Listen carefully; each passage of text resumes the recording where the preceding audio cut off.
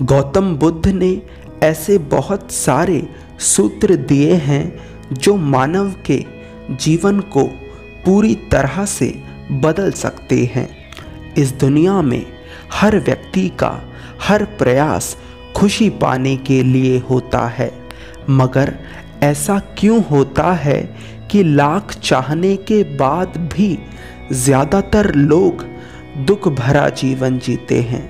इस कहानी में बुद्ध आपको एक ऐसा सूत्र दे रहे हैं जो आपके जीवन को खुशियों से भर देगा, लेकिन एक शर्त है, आपको इस सूत्र को केवल सुनना नहीं है बल्कि इसे अपने जीवन में उतारना है। शुरुआत में जब आप इस सूत्र को समझने का प्रयास करेंगे तो आपको यह थोड़ा अजीब लगेगा, मगर जब आप इसकी गहराई को समझ जाएंगे तो आप पाएंगे कि यह बड़े कमाल का काम करता है। कहानी शुरू करते हैं। गौतम बुद्ध एक मरुस्थलीय इलाके से गुजर रहे थे। मरुस्थलीय इलाके का अर्थ है जहाँ रेत ही रेत हो, जहाँ बहुत गर्मी हो। जिस इलाके से बुद्ध गुजर रहे थे उस इलाके के राजा को यह बात पता चलती है कि उसके इलाके से बुद्ध गुजर रहे हैं। जैसे ही यह बात राजा को पता चलती है, राजा उनसे मिलने के लिए प्रस्थान कर देता है।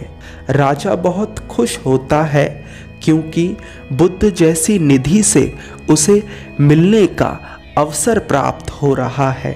राजा अपने कुछ सैनिकों के साथ बुद्ध के पास पहुंचता है और उन्हें प्रणाम करता है। राजा बुद्ध से पूछता है, बुद्ध, आप इतनी गर्मी में कहाँ जा रहे हैं? मेरे साथ चलें और महल में चलकर कुछ देर विश्राम करें। बुद्ध कहते हैं, राजन, मैं एक गांव में प्रवचन देने जा रहा हूँ, वहाँ लोग मेरी प्रतीक्षा कर रहे हैं। राजा पूछता है, परंतु इतनी गर्मी में इस गर्म रेत पर आप कैसे चल रहे हैं? क्या यह गर्मी आपके मनोबल को कमज़ोर नहीं करती? बुद्ध कहते हैं, यह मेरे मनोबल को कमज़ोर कैसे करेगी जब मैं ही अपने मनोबल को कमज़ोर नहीं करता। गर्मी अपना कार्य कर रही है और मैं अपना। ना तो मैं इसके मार्ग में बाधा हूँ और ना ही यह मेरे मार्ग में।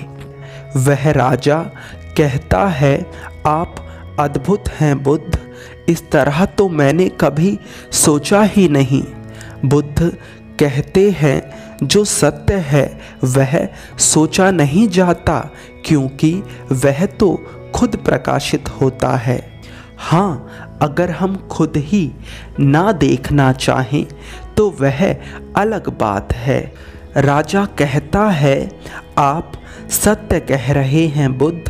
राजा के प्रश्नों के उत्तर देने के बाद बुद्ध अपने मार्ग में आगे बढ़ने लगते हैं। राजा बुद्ध को रोकता है और बुद्ध से कहता है, बुद्ध, मेरे भीतर बहुत दिनों से एक प्रश्न है, क्या वह प्रश्न मैं आपसे पूछ सकता हूँ? बुद्ध कहते हैं, तुम्हारा जो भी प्रश्न है वह तुम पूछ सकते हो। राजा कहता है, गुरुदेव, इस संसार में ऐसा कोई राजा नहीं है जो एक महान राजा ना बनना चाहता हो। हर राजा का एक सपना होता है कि एक दिन वह एक महान राजा बने, परंतु महान बनने के लिए प्रसिद्ध होना बहुत ज़रूरी है। बिना प्रसिद्ध हुए कोई व्यक्ति महान नहीं बन सकता।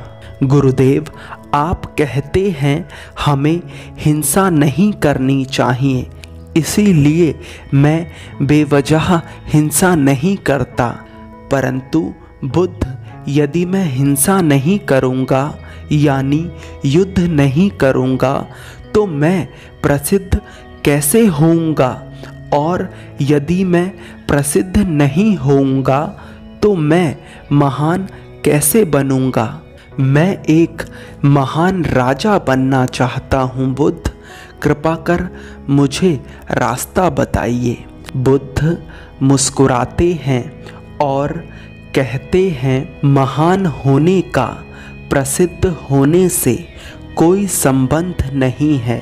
वह राजा बुद्ध की बात सुन थोड़ा चौंकता है और बुद्ध से कहता है, बुद्ध, यह आप क्या कह रहे हैं? यदि कोई व्यक्ति प्रसिद्ध ही नहीं होगा तो उसकी महानता की चर्चा कौन करेगा? बुद्ध कहते हैं, कोई भी व्यक्ति बिना प्रसिद्ध हुए भी महान बन सकता है।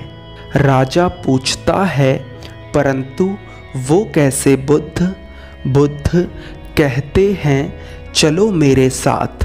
बुद्ध उस राजा को गांव की ओर ले जाते हैं। गांव बहुत दूर होता है, जिस वजह से पैदल चलते चलते राजा को बहुत तेज प्यास लगने लगती है।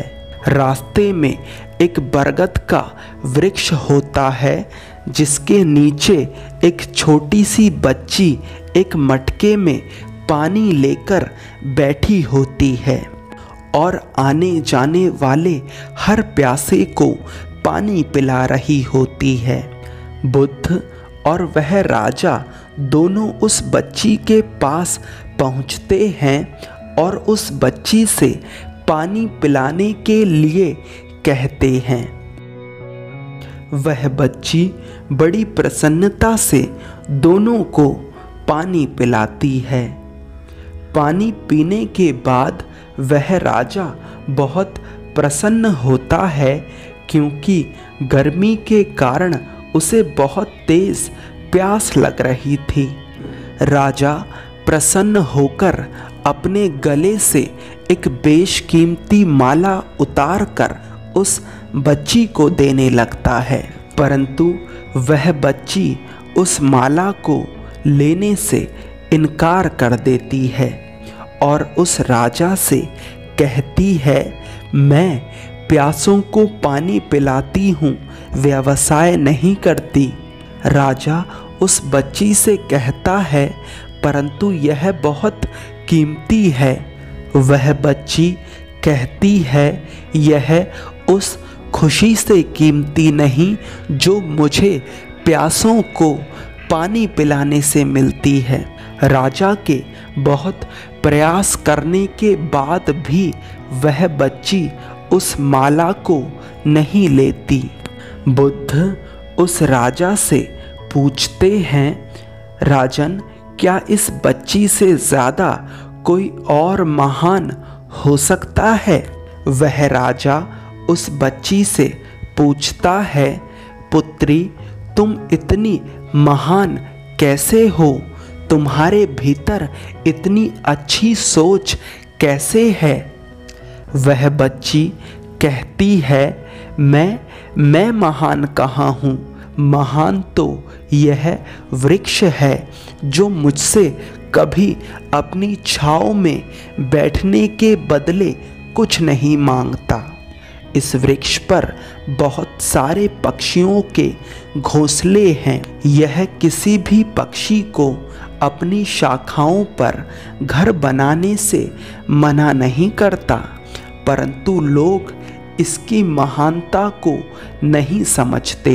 वे इसकी डालियों को काट कर ले जाते हैं, परंतु यह फिर भी लोगों को छांव देना बंद नहीं करता।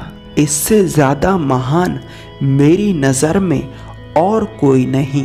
बुद्ध कहते हैं, महानता कुछ पा लेने में या प्रसिद्ध हो जाने में नहीं है। महानता तो तुम्हारे इरादे में है। अपने आप को ऐसा बनाओ राजन कि तुम्हारे संपर्क में आने वाला हर व्यक्ति खुशी और आनंद से भर जाए। जब तुम अपने आप को ऐसा बना लोगे तो तुमसे ज़्यादा महान कोई नहीं होगा।